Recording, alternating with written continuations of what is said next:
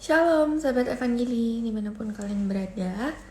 Selamat pagi, selamat hari Selasa, selamat siang, selamat sore, dan selamat malam juga untuk teman-teman yang akan menonton siaran ulang tayangan live hari ini. Jadi di Selasa pagi ini saya bersama dengan Romo Wahyu akan membagikan semangat pagi tentang air kesembuhan. Semoga sahabat Evangeli dikuatkan dengan sharing yang akan kita sampaikan pada pagi hari ini. Jadi di sini sudah ada Romo Wahyu yang standby dan kita akan menunggu koneksinya terhubung satu sama lain karena Romo Wahyu sendiri tidak ada satu kota sama saya gitu. Halo Romo Wahyu, selamat pagi. Selamat pagi, Kar. Sobat Evangeli juga selamat pagi. Selamat pagi semuanya. Suara saya sudah terdengar jelas, Romo?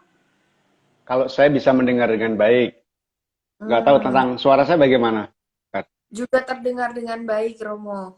Baiklah. Ini coba kita tanya dulu sama sahabat Felix.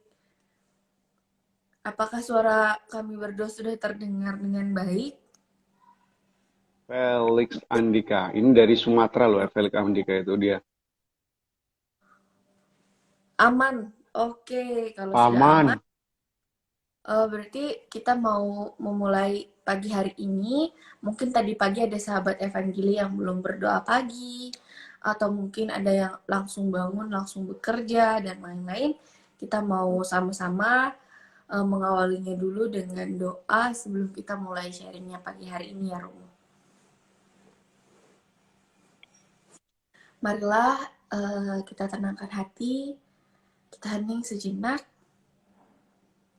kita buat tanda kemenangan Kristus dalam nama Bapa dan Putra dan Roh Kudus. Amin.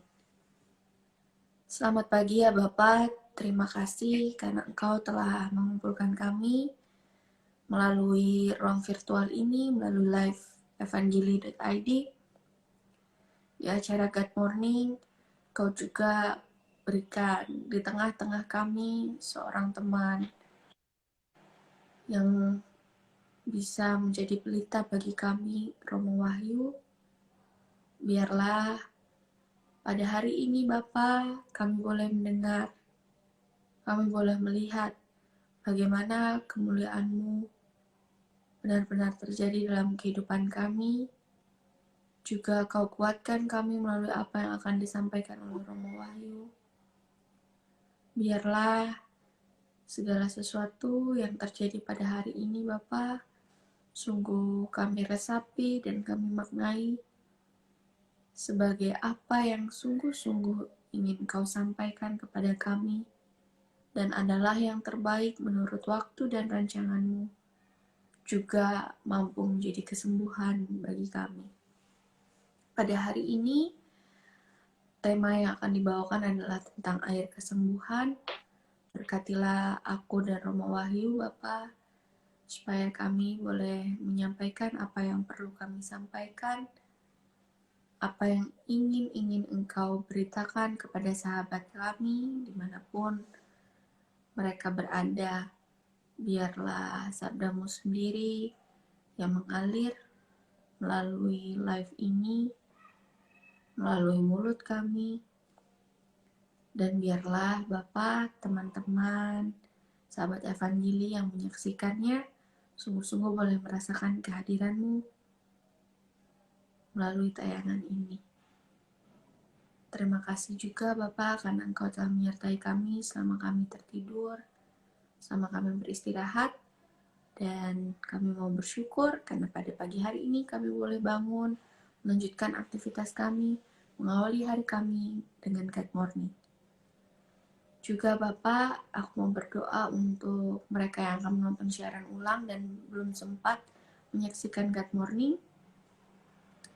Biarlah juga tayangan ini boleh menguatkan mereka, boleh menyadarkan mereka sebab tiada hal yang kebetulan Bapak.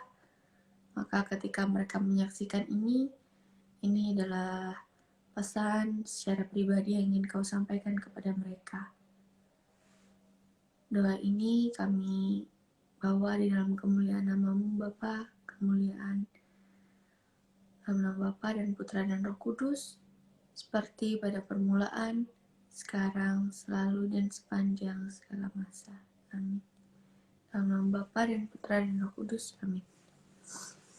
Wow, sudah banyak yang join. Iya, ada Imasyu, ada Herlina. Halo, ada Maria Dewi, Iya, ada Ancilaf. Ancilaf. Halo Ancilaf ya. Oke, jadi pagi hari ini kita akan berangkat dari bacaan Injil hari ini juga ya Romo. Benar, benar. Eh, Kalau misalnya saya mau bacakan Injil itu saya harus bilang ini juga nggak Romo? Inilah Injil Kristus menurut bla bla bla bla. Terus kita boleh bikin berkat dimuliakanlah Tuhan gitu Romo? Atau itu hanya boleh dilakukan oleh imam?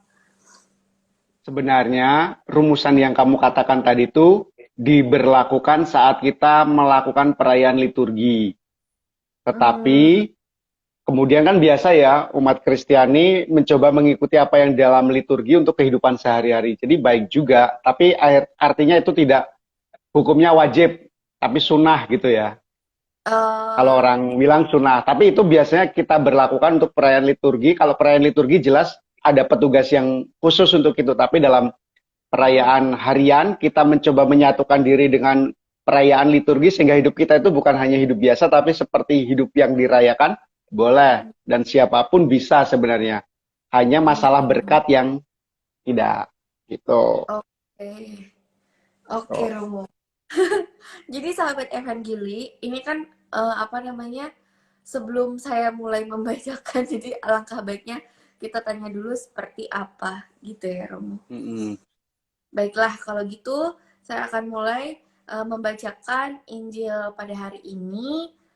Mungkin ada sahabat Evangeli yang udah misa harian tadi pagi, mungkin yang sudah mendengarnya, kita dengarkan Mm-mm. lagi sama-sama.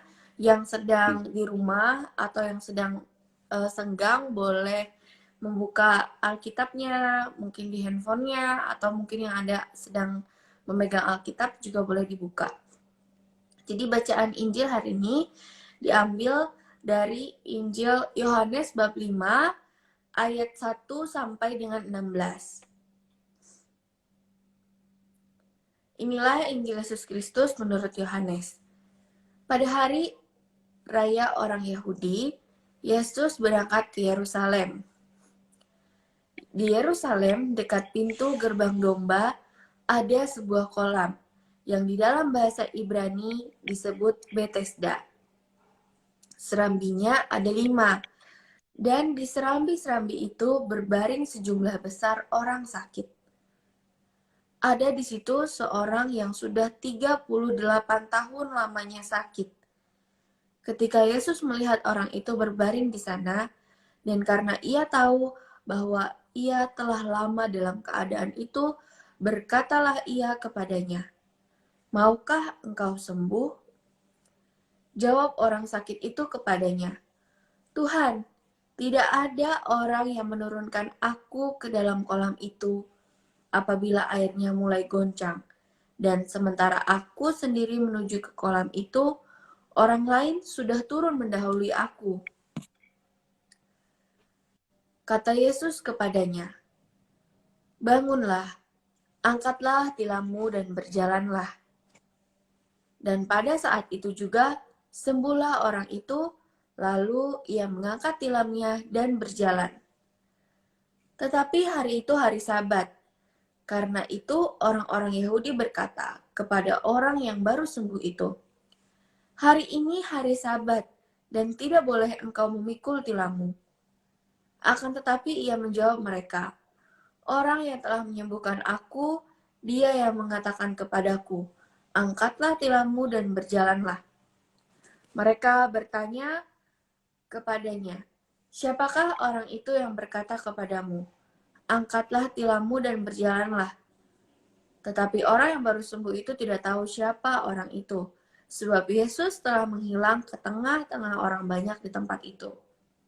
Kemudian, ketika bertemu dengan dia di dalam bait Allah, Yesus berkata kepadanya, "Engkau telah sembuh.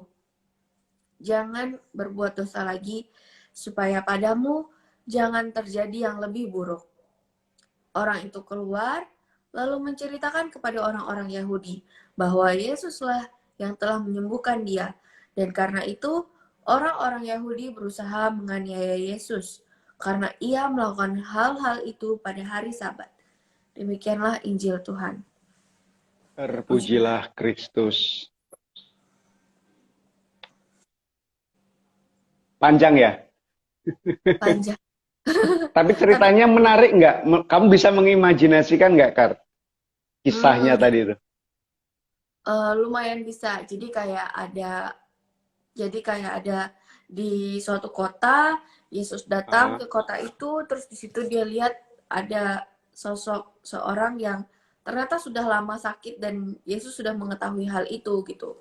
Dia nggak beranjak-anjak ke kolam kesembuhan yang dicari-cari oleh banyak orang dan digunakan oleh banyak orang untuk sembuh karena dia lumpuh, karena dia nggak bisa bergerak, nggak ada orang yang membantuin.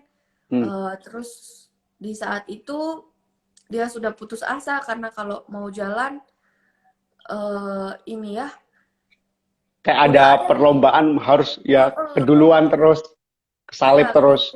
terus. Oh ya, selamat pagi. Iwak Halo Gatul. juga Iwak Gatul. Lucu namanya. Ini namanya Ines dari Keuskupan Surabaya. Apa itu Iwak? Oh, Surabaya, lumayan ya. Selamat pagi. Iya. Selamat pagi juga Iya Sinta. Selamat bergabung. Iya. Memang Kar, kalau bisa mengimajinasikan itu satu tahap dari mendalami kitab suci sudah berhasil. Kan itu kita bukan hanya buta, tapi ternyata kamu bisa masuk ke keadaan itu. Sehingga kita bisa menjadi satu dengan kisah ini nanti. Itu penting sekali macam itu bisa mengenal yang terjadi. Tanpa membaca lagi kita sudah tahu alurnya gitu, bagus itu. Itu akan memudahkan kita untuk menyelami ketika kita nanti membahas air kesembuhan. Kamu pinter banget ya. Yesus biasanya bilang air kehidupan, kamu di sini ngajak kita semua air kesembuhan. Kita anti mainstream kita itu ya. Tapi bener loh. Bener ya. Orang hidup tapi kalau nggak sehat untuk apa kan ya? Maka pertama-tama supaya bisa merayakan hidup, sembuhlah ya. Jadi bisa bergabung dengan kehidupan. Jadi temanya itu akan kita olah bersama supaya benar-benar teman ngalamin seperti yang kamu katakan kemarin waktu kita ngobrol itu air kesembuhan. Biasanya air kehidupan, ini air kesembuhan. Anti mainstream kamu ya. Bagus itu. Kita berjalan dengan perspektif yang baru dalam kehidupan. Ya. Saya coba bantu kita untuk cerita sedikit tentang kitab suci. Nanti bisa kita dalami bersama. Nah, teman-teman yang mendengarkan juga mungkin punya inspirasi dari pengolahan ini. Nah, tadi sudah dibahas sedikit tentang kisah. Dan benar, ternyata di kota Yerusalem itu ada banyak gerbang. Kalau mau masuk ke situ, ada pintu utara, pintu selatan. Jadi ada akses ke situ. Dan di dekat pintu masuk di Yerusalem itu ternyata ada namanya gerbang domba.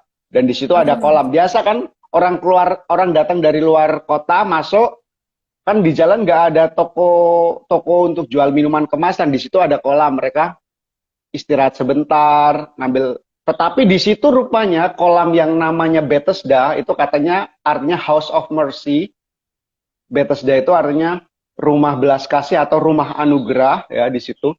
Itu ternyata dikenal, ada mitosnya, katanya air yang dari kolam itu bisa memberikan kesembuhan kalau airnya bergoncang-goncang.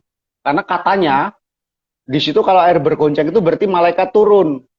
Maka terjadi reaksi. Nah, kalau malaikat turun, airnya bergoncang, orang bisa masuk ke situ, sembuh. Itu antara mitos sama kebenaran kita nggak tahu. Tapi dikisahkan seperti itu. Kan sering ya dalam kehidupan, oh tempat itu kayak gini. oh katanya tempat itu bisa memberi kita kayak gini. Jadi banyak Iya. orang datang ke tempat itu, Mm-mm. gitu. Kamu bisa lihat kan di sekitar daerah kamu mungkin juga ada mitos tempat tentang tempat yang katanya bisa memberikan sesuatu, gitu. Mm-mm. Pernah dengar kan kayak gitu tuh? Iya, bahkan sampai sekarang di kota besar juga masih banyak gitu ya, Romo. Oh ya. Hah? Mm-mm. Mm-mm. Kamu di kota besar di Jakarta ada satu tempat yang mungkin punya mitos kayak gitu ya, dan laris Eh, dikunjungi biasanya. iya, ke Banten. Pernah ke situ?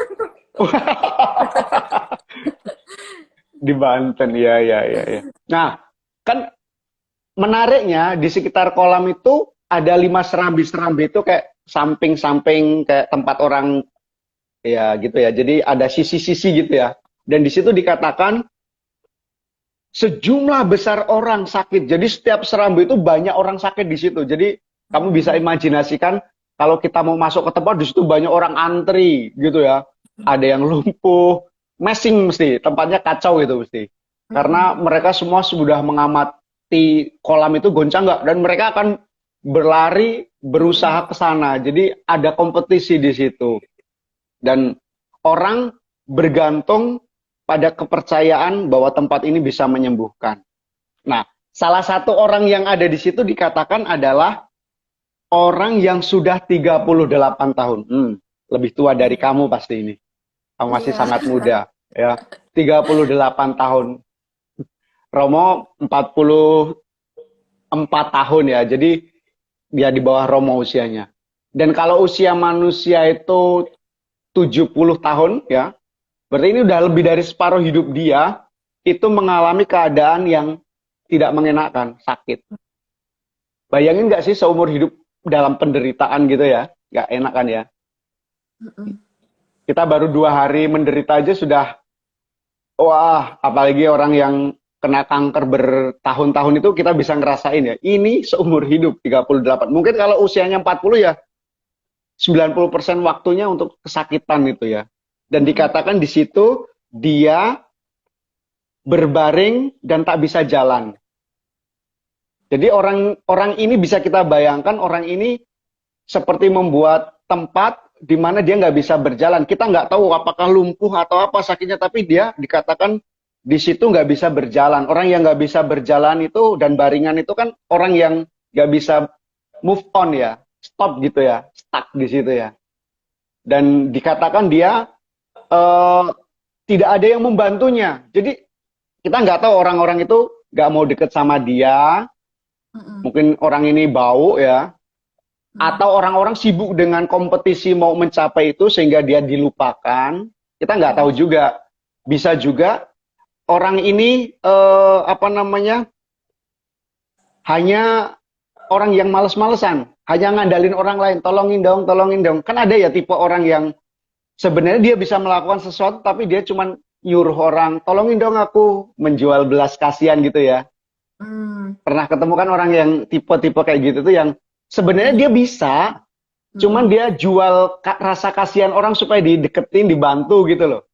Nah, kita Mm. nggak tahu si sakit ini apakah golongan yang mana gitu loh. Saya nggak tahu dia. Tapi nanti kita lihat Tuhan Yesus ketika ngobrol sama dia akan menunjukkan siapa dia kepada kita. Mm. Lalu sekitarnya itu kan sibuk. Jadi dia udah nggak berdaya, bergantung pada orang lain, terus nggak move on, sulit mengurus dirinya sendiri, tapi orang-orang di sekitarnya itu sibuk juga dengan itu Urusannya. fokus pada pada mitos tadi itu loh, pada mitos tadi. Semua kan lari ke situ. Nah, kita pernah ada situasi di mana semua orang hanya ingin pada mitos itu dapatkan itu sehingga nggak peduli pada samanya kan ada itu. Misalnya kita mengunjungi tempat tertentu, semua berebut ingin mendapatkan hasil dari pertemuan itu, misalnya makanan atau apa, sehingga orang-orang di sekitarnya yang sama-sama berjuang malah diinjak. Saya dulu di Filipina ada yang namanya Black Nazaret ya. Jadi setiap Mm. bulan Januari itu ada perayaan mengarak patung Yesus hitam yang meminggul salib. Dan itu jutaan orang ikut. Orang punya mitos, kalau bisa menyentuh itu, apapun harapannya terkabul. Dan gak Mm. jarang, setiap acara itu berlangsung, banyak yang mati keinjek. Waduh. Tragis ya. Mm-mm. Orang mau deketin Tuhan Yesus, Tapi pasti ada yang keinjek, ada yang kepencet, apalagi orang sakit itu dihajar oleh sama yang sehat untuk dapetin apa yang ia harapkan dari menyentuh itu. Maka di situ akhirnya diamankan supaya nggak terjadi kayak gitu. Kan itu Hmm, ngeri ya. Nah ini iya. situasinya bisa saja seperti itu, Kar. Jadi dia berjuang untuk kayak gitu itu. Nah, kemudian kita nggak tahu sakitnya itu karena apa. Orang sakit nggak bisa move on, nggak bisa maju, nggak bisa ngurus dirinya, malah merepotkan orang lain itu kan bisa saja karena trauma ya. Orang yang Hmm, trauma itu kan sebenarnya dia punya kemampuan, tapi karena trauma membuat dia itu membuat sekitarnya repot. Ya, kalau orang psikologi mungkin bisa menjelaskan, tapi kita ngomong secara spiritual, orang yang punya problem dengan traumatis itu mungkin doanya nggak konsentrasi, gelisah, sehingga orang yang di sekitarnya malah terganggu, ya kan? Nggak tahan lama, kalau dia membaca firman Tuhan, malah mengantuk, kadang kan gitu ya. Kemudian bisa saja dia sakit karena merepotkan orang banyak karena punya kebiasaan lingkungan yang nggak baik. Dia nggak pernah mendapat input yang positif kan. Akhirnya dia menjadi orang yang susah bergerak, hanya baringan gitu ya. Atau jauh dari cara hidup yang mandiri. Kan ada anak atau orang yang sejak kecil dimanjakan ya. Sehingga maunya berbaring, makan disuapin, anu diambilin, segala macam. Itu ternyata bisa membentuk orang hanya berbaring dan tidak mau bergerak, tidak mau maju, tidak mau move on dalam hidup. Hanya mengandalkan orang lain. Kalau orang lain itu nggak ada, habis dia, selesai dia. Itu kan tantangan orang-orang zaman sekarang juga yang jadi anak-anak mami gitu ya. Itu ya. banyak banyak situasi kayak gitu. Nah, jadi ini kalau kita tempatkan dalam konteks misalnya gerakan evangelis sekarang tentang penyembuhan luka batin segala macam, ini bisa kita tempatkan di situ ya.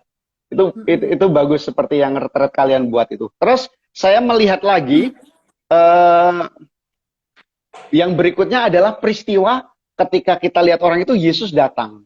Yesus Yesus melihat orang itu dan tahu semua yang terjadi dengan orang itu.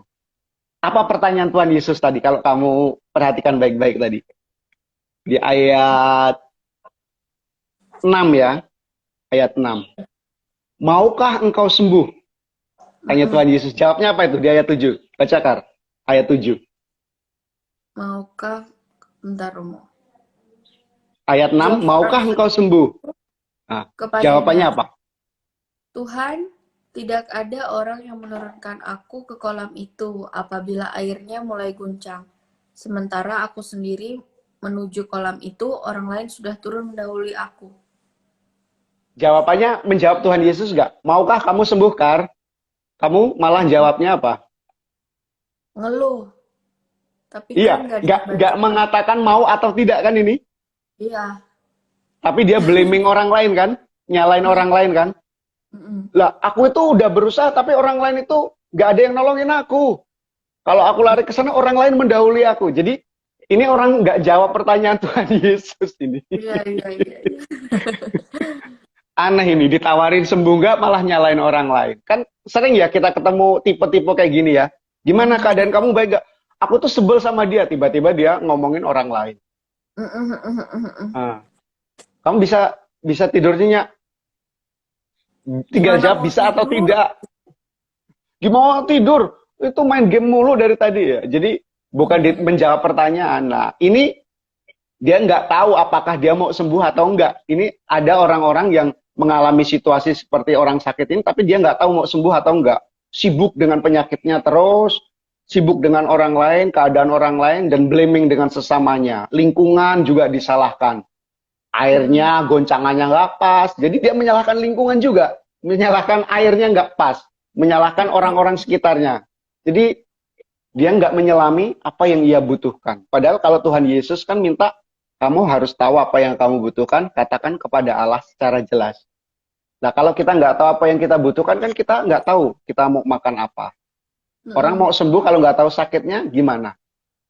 Jadi Mm-mm. Tuhan Yesus sebenarnya ngajak dia, kamu itu yang kamu mau butuhkan itu apa? Nggak tahu. Mm. Pernah kan juga kita ketemu orang-orang yang tipenya kayak gini, orang yang kena sakit tertentu, entah kita ngabarkan saja masalah masa lalu gitu ya. Itu kadang nggak tahu apa yang ia butuhkan. Sudah dikasih tugas ini, negur sana, kasih tugas ini nggak puas. Mau kamu apa? Banyak yang diomongin tapi nggak fokus. Nah, Tuhan Yesus ketemu tipe orang kayak gini di bacaan ini. Hmm. Nah, Mm-mm. lalu Tuhan Yesus bilang apa? Bangunlah, angkatlah tilammu dan berjalanlah. Mm-mm. Yesus nggak ngomongin sembuh atau tidak, tapi dia mengatakan tiga kata sakti menurut Romo. Dan tiga kata sakti itu bangun, angkat, berjalan. Bangun itu kan dari budaya baring, kan? Baring itu kan budaya kita sekarang. Baring, santai, males gitu ya. Berada di zona nyaman gitu. Ayo bangun, bangun. Nah, saya dididik di seminari nggak bisa baringan lama-lama. Kalau baringan lama-lama di seminari, langsung sama fraternya disiram air atau langsung bangkit. Tapi kalau nggak ada orang yang memotivasi kayak gitu, kita belum tentu bisa langsung wake up gitu ya. Nggak bisa langsung get up gitu ya. Nah, Mm-mm. Yesus kayak semacam jadi motor supaya orang itu punya Bangkit. motivasi untuk bangun gitu. Tadinya kan dia cuma baringan, tidak bergerak. Nah, Yesus bilang, baringan bangkit supaya kamu nggak ada di zona kamu terus. Ayo bangkit. Dia kasih orientasi. Hmm. Kemudian yang kedua angkat. Hal yang menarik adalah dia disuruh mengangkat. Apa yang membuat dia nyaman tadi? Apa yang membuat dia hanya berbaring? Jadi jangan biarkan kamu begitu terus. Itu yang menyebabkan kamu itu harus kamu angkat. Harus kamu angkat. Mm-mm. Jadi ada aktivitas, ada gerakan, dia berusaha untuk keluar dari situ. Jangan Mm-mm. hanya ngandalin orang lain, tapi kamu sendiri berjuang. Nah, ini Mm-mm. bagus kata-kata Tuhan Yesus. Dan terakhir Tuhan mengatakan, berjalanlah. Pindah tempat. Kalau kamu di situ terus, kamu nggak maju. Move on. Ini, ini yang menurut Romo menyentuh ya. Jadi Tuhan Mm-mm. Yesus itu hadir dan memberikan tiga kata sakti, semuanya kata aktif, kata kerja. Iya ya, benar juga. Apa saja tadi? Bangun, Bangun, angkat, angkat, berjalan. berjalan. Bangun dari situasi kamu di zona nyaman. Hmm. Kan kadang orang masuk dalam situasi sakit, mungkin kita katakan luka batin itu kan zona nyaman dia. Dia nggak mau berinteraksi sama orang. Dia dia lebih baik ada di sini daripada nanti terlukai lagi ya kan. Oh iya sih. Nah kalau angkat berarti ya, ya kita tunjukkan memang yang terjadi dengan diri kita. Inilah, ini saya Tuhan. Ini ini yang bikin saya Hmm. selama ini hanya baringan Tuhan. Iya iya iya Terus benar. maka kan pengakuan dosa itu kan mengangkat apa yang membuat kita nyaman sebenarnya. Ini Tuhan. Sambil malu-malu kita bilang. Apalagi romonya kita kenalkan kita malu-malu ya. Kalau bisa kan supaya orang nggak mengenali kelemahan kita, kita nggak ngomongnya sama orang yang kita kenal ya. Kalau bisa ngomongnya sama orang yang asing sama kita gitu. Mm-mm. Nyari romo Tapi yang lain Tuhan mana ya? Gitu. itu bener banget itu. Terus yang berikutnya berjalan, move on, move on. Kita nggak bisa selama 38 tahun kamu masa kayak gitu terus sih? Apa kamu nggak sakit menderita? Seumur hidup kamu cuma di situ terus, di level itu terus. Gimana sih? Mm-mm, mm-mm. Move on. Jadi Tuhan Yesus sungguh-sungguh membongkar dia supaya dia tuh punya kesadaran baru. Tidak menyalahkan orang lain, tidak ngandalin orang lain, tidak mengandalkan mitos. Tidak ngandalin Mm-mm, mitos. mm-mm. Pertanyaan Romo ke kalian semua, kamu juga Kar. Apakah Apa? Yesus membantu dia masuk ke kolam? Membantu. Di mana? Emang dia masuk kolam habis itu? Oh iya enggak sih. Enggak. Ini yang menarik itu di sini. Orang mau Iya iya lari ke benar. kolam, ke mitos, tapi sama Yesus gak dibantu ke sana. Dipotong sama Tuhan Yesus, jangan hidup di mitos itu dong. Malah nggak diarahin ke air kolam itu, tapi diarahkan kepada Tuhan Yesus. Iya betul. Air Wah ini kolam itu air mitos. Kalau air saya yang saya berikan ke kamu, sabda saya, itu yang menyembuhkan kamu. Bukan mitos, tapi aku, Sang Mesias. mm-mm. Akulah air kehidupan. Kalau kamu minum dari aku, kamu akan hidup. Kalau belum hidup ya disehatin dulu. Disehatin, disembuhkan dulu. Gitu. Ingat bacaan kemarin nggak? ketika ada seorang pengurus istana datang ke Tuhan Yesus karena anaknya sakit. Nggak baca, Jadi Romo. kemarin kan, oh enggak, bacaannya kan kemarin itu ada pengurus istana datang ke Tuhan Yesus, bilang, Tuhan anakku sakit.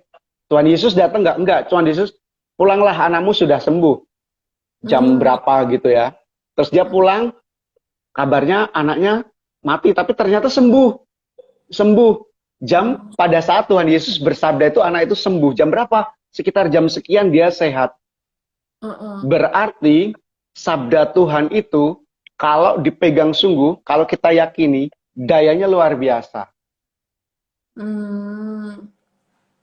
Iya, iya, iya. Banyak waktu kita mendengarkan sabda Tuhan, tapi nggak bekerja sabda itu karena kita nggak percaya bahwa ini air yang memberi kehidupan, ini air yang menyelamatkan ke aku, ini penyegaran jiwaku. Sebagai knowledge oke, tetapi nggak menjadi sesuatu yang hidup di dalam diri.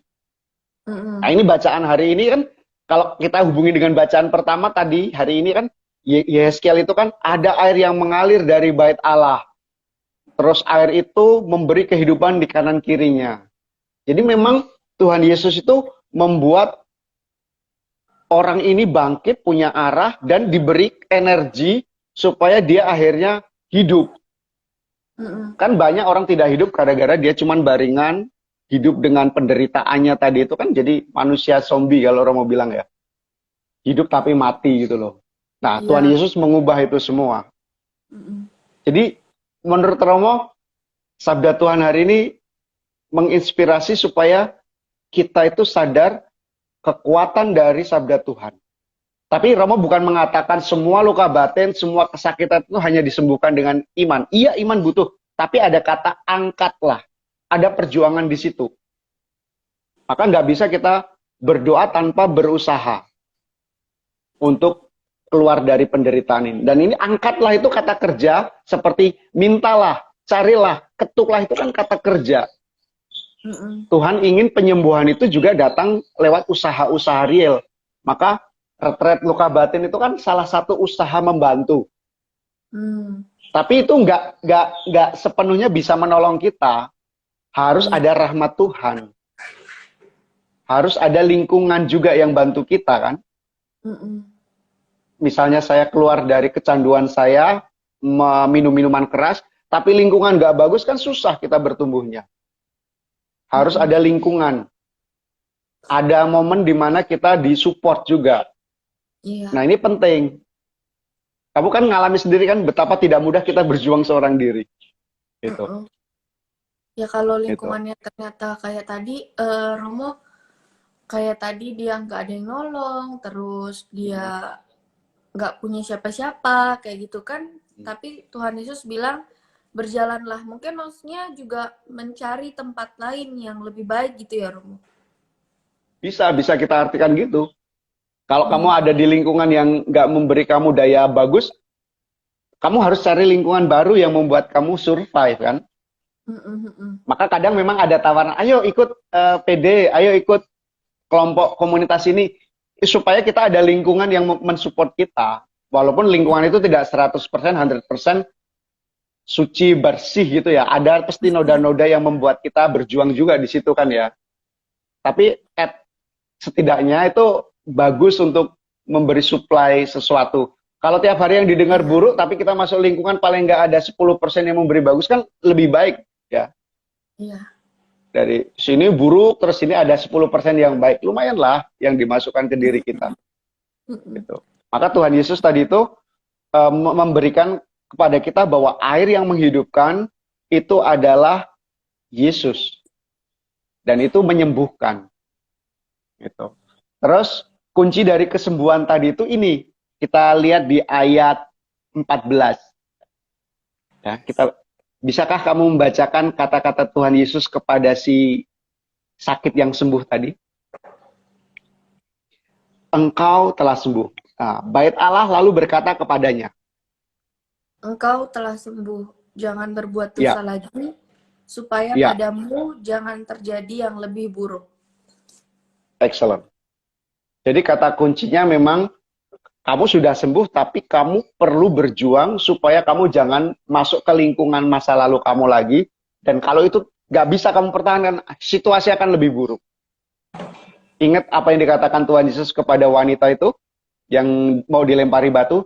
Sekarang pergilah dan jangan berbuat dosa lagi. Fokus ke depan, perjuangkan sesuatu di masa depan kamu. Jangan look back. Don't look back in anger kalau kata Oasis itu ya. Iya, ini Romo ada yang Ya. bertanya. Pas banget ya pagi hari ini. Romo, kalau misalnya nih saya buat sesuatu yang positif, tapi orang tua tidak pernah mendukung. Gimana mengatasinya ya? Sampai putus asa saya sama ortu saya. Terima kasih sahabat sudah mau berbagi pagi hari ini. Ya. Semoga dapat penguatan ya. Nah, benar ini kan, lingkungannya nggak mendukung, bahkan orang yang paling dekat ini, orang tuanya. Bukan hanya orang tua, mungkin pacar kita juga nggak dukung kalau kita berubah. Kadang kan ada juga yang kayak gitu ya. Ya. Dan Yesus dulu bilang, kalau kamu menerima aku, nanti bisa saja bapakmu melawan kamu, ibumu melawan kamu, saudara-saudaramu melawan anak, melawan orang tua, kan dikatakan kayak gitu. Memang perubahan hidup itu kadang membuat orang lain, kok kamu jadi beda nggak seperti yang ku mau dulu. Bisa saja kayak gitu kan. Nah, memang kemudian kalau kita lihat tadi, kuncinya sebenarnya, kalau dari bacaan ini ya, tadi kita dengarkan dari inspirasi bacaan ini, orang ini waktu awalnya kan ada di lingkungan di mana mereka semua mempertanyakan, loh, kamu bisa mengangkat tilam? Banyak orang mempertanyakan dia. Dia nggak bisa jawab itu kan. Nah, kalau orang nggak bisa jawab kan pasti dia goncang. Perubahan yang terjadi dengan dirinya, baru saja dia berubah menjadi lebih baik, down lagi ya. Kemudian aku sakit aja nggak ada yang banyak nanyain, mempertanyakan dan protes. Tapi kemudian dia dipertemukan sama Tuhan Yesus di bait Allah, dan Tuhan Yesus memberikan pesan tadi itu. Artinya apa? Memang kualitas relasi sama Tuhan Yesus harus kita bangun juga. Supaya yang didengarkan bukan lingkungan yang tadi tuh, yang kamu katakan tadi tuh. Gak ada yang bantu, kompetitif. Tapi yang didengarkan Tuhan Yesus sendiri yang berbicara dalam dirinya. Nah, maka tadi itu memang latihan memiliki prinsip hidup dalam perubahan itu. Kalau saya mengikuti retret-retret penyembuhan itu, diajari supaya kamu yakin dan kamu punya kekuatan. Karena semua orang akan mempertanyakan kamu ketika kamu menjadi lebih baik. Bisa menjadi saat bersaksi, tapi juga bisa saja menjadi hal yang melemahkan kita. Maka ketika kita berhadapan dengan orang tua kayak gini, sesuatu yang positif berubah. Kalau saya dengan orang tua saya harus cerita sesuatu yang membuka wawasan mereka.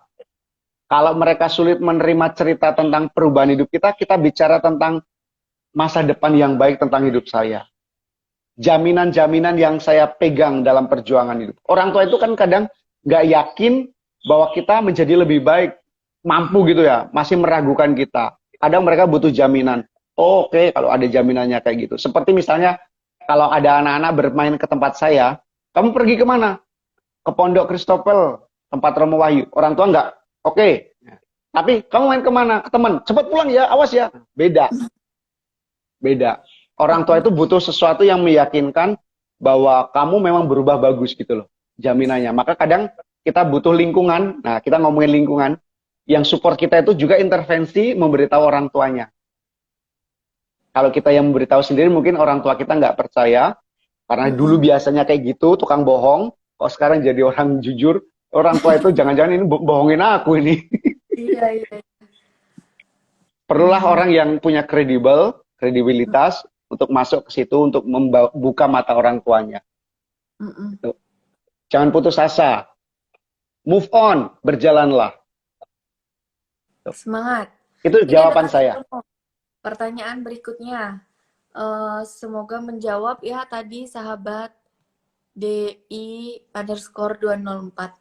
Nah, ini yang selanjutnya dari sahabat Francisca Sari 05. Romo, gimana menyuntikkan keberanian pada seseorang untuk bangkit?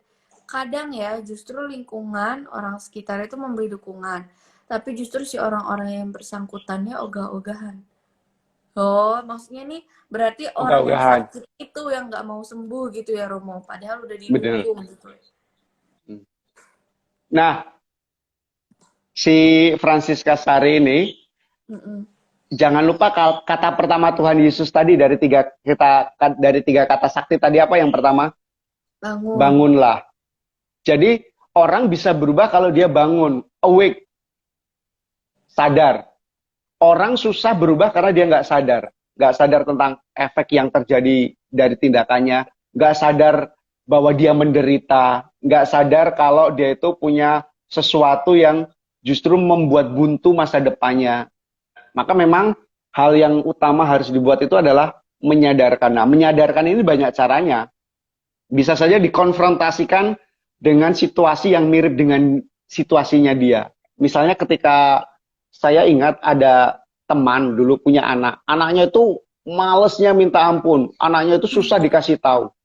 Lalu suatu kali orang tuanya mengajak anak itu kunjungan ke panti asuhan. Dan melihat anak-anak di panti asuhan yang giat kerja segala macam. Di situ dia baru kebuka anak itu. Hmm. Setiap hari orang tuanya frustasi ngajari supaya mandiri, tapi suatu hari dia diajak kunjungan ke situ 2-3 hari tinggal bersama melihat aktivitas di panti itu. Mereka bangun pagi, ikut terbuka. Jadi memang si Sari ini kalau anak itu belum punya kesadaran tentang perubahan, kita nyuntiin keberanian itu kayak kita ngasih sesuatu yang agak sia-sia gitu loh. Maka perlu dibantu proses penyadaran. Kalau kita ikut retreat itu kan pertama-tama dibuka dulu ya. Ini loh kamu, situasi kamu itu kayak gini. Kamu itu ada dalam situasi disgrace, tidak dalam berahmat gitu. Oh iya, aku rindu hidup baru. Baru bisa bisa ngomongin move on-nya tadi kan. Ya. Nah, Iya, jadi iya. Sari memang menurut saya hal pertama yang harus kita bangun adalah membangunkan dia. Membangunkan dia. Ada yang tersentuh gara-gara ikut KKR. Kemudian sabda dari pendeta itu membuka dia. Ada Mm. yang ketika ikut TC pergi berjumpa dengan banyak orang di Prancis terbuka. Ada yang ikut melihat bapaknya meninggal baru, ah, aku nggak akan seperti itu lagi mama. Aku akan menjadi orang yang membantu mama. Kadang kayak gitu ada momen-momen seperti itu dan saya percaya tentang waktu. Ada proses di situ yang Tuhan berikan pada kita. Ini 38 tahun loh orang ini sampai pada titik di mana dia berubah. Mm. Mm, mm, mm, mm. Jadi artinya waktu itu menjadi relatif dalam dalam penyembuhan. Nggak bisa ngomongin lama pendek, lama cepat, tetapi memang ada momen orang itu akan dapat momen. Nah, kita membantu orang itu sampai ke momen itu gitu loh. Mm. Itu jawaban saya, Kar, untuk si Francisca Sari. Iya, semangat terus Francisca. Pasti membantu orang itu tidak mudah, tapi di balik itu semua kan kita anggap aja kalau kita melakukan itu juga untuk Tuhan, ya Romo. Jadi kayak Yes, kita uh, mengabdi kepada Tuhan untuk bisa menjadi terang di tengah-tengah kegelapan. Semangat. semangat. Oke, jika sudah tidak ada lagi yang bertanya, mungkin kita boleh tutup God Morning pagi hari ini karena waktu juga sudah menunjukkan 9.15, nggak kerasa banget Romo, ternyata Iya, suntikan kesembuhan pagi hari ini tuh paket komplit gitu ya Romo. Dari mulai bangun gitu ya, dari mulai kita sadar dulu nih kita ada di iya. mana gitu, terus sadar dulu nih kita tuh harus apa langkah pertama yang dilakukan, terus habis itu baru kita angkatnya seperti membawa apa yang selama ini jadi problematika kita, membawa apa yang selama ini jadi pikiran-pikiran kita, atau yang membuat kita terus-menerus ada di situ tuh harus diangkat gitu. Sampai akhirnya kita diajak Tuhan untuk berjalan lah gitu. Move gitu ya. Ini Eta sepertinya mendengarkan kita dari tadi Romo. Luar biasa. Itu tepuk tangannya 3 kali, plok, plok, Ya, plok gitu. oke. Gitu. Sebelum kita menutup perjumpaan kita pagi hari ini. Romo, saya request Romo yang tutup dengan doa supaya kita boleh sama-sama dicurahkan rahmat yang kita perlukan dalam bangkit, supaya kita boleh bangun dan boleh mendapatkan kesembuhan sesuai dengan usaha-usaha kita, terus juga sesuai dengan perjalanan kehidupan kita, proses kita masing-masing di waktu yang tepat yang sudah Tuhan sediakan buat kita juga.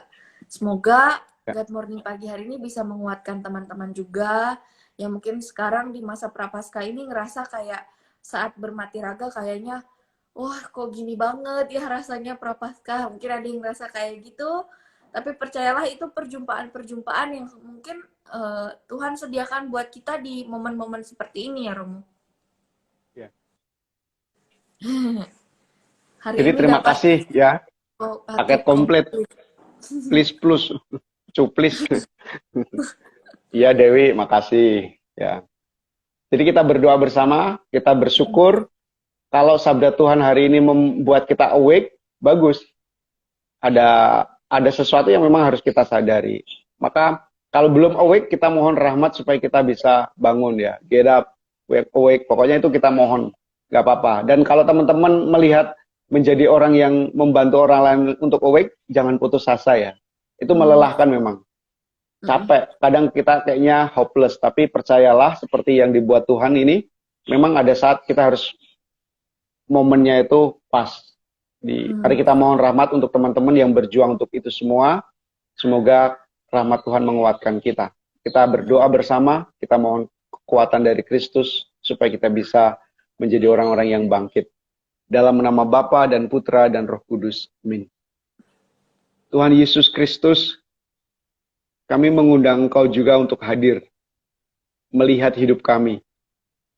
Kami bukannya tidak berjuang, kami kadang sudah berjuang, tetapi kami kurang sadar. Sehingga kami tidak mengerti apa yang harus kami angkat, apa yang harus kami ubah, apa yang harus kami tata dalam kehidupan kami. Bantulah supaya kami memiliki keterbukaan terhadap lingkungan sekitar kami, yang membantu kami, mensupport kami. Dan kami secara khusus berdoa untuk banyak orang yang menjadi orang yang berbaring, tak berdaya, dan hanya mengharapkan orang lain untuk maju.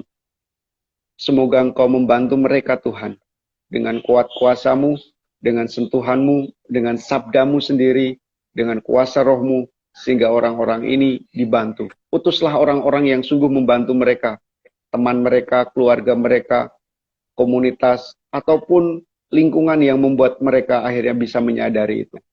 Maka aku ya Bapa mohon kepadamu melalui putramu Yesus, agar perjuangan kami hari ini sungguh menjadi perjuangan yang membawa air kesembuhan. Kami disembuhkan dan kemudian sesama kami juga turut merasakan kesembuhan itu. Maka berkatilah semuanya, teman-teman Evanjili dimanapun berada, yang mendengarkan saat ini atau siaran ulang, supaya Engkau memberkatinya dalam kuasa Bapa dan Putra dan Roh Kudus. Amin. Terima kasih Thank Romo. you. Terima kasih juga semuanya. God bless you semuanya. God bless you. Terus saksikan God Morning dan God Night setiap harinya di Evanjili. Kalau ada yang mau tahu informasi tentang retret penyembuhan, boleh dicek di highlight kami, Red Pen. Nanti di situ ada arahannya, mau mendaftar, juga bisa langsung saja. Sampai jumpa, Romo. Sampai jumpa semuanya. Bye-bye. Sampai jumpa semuanya. Oke, Ocet. Regina, Wiwit. Bye.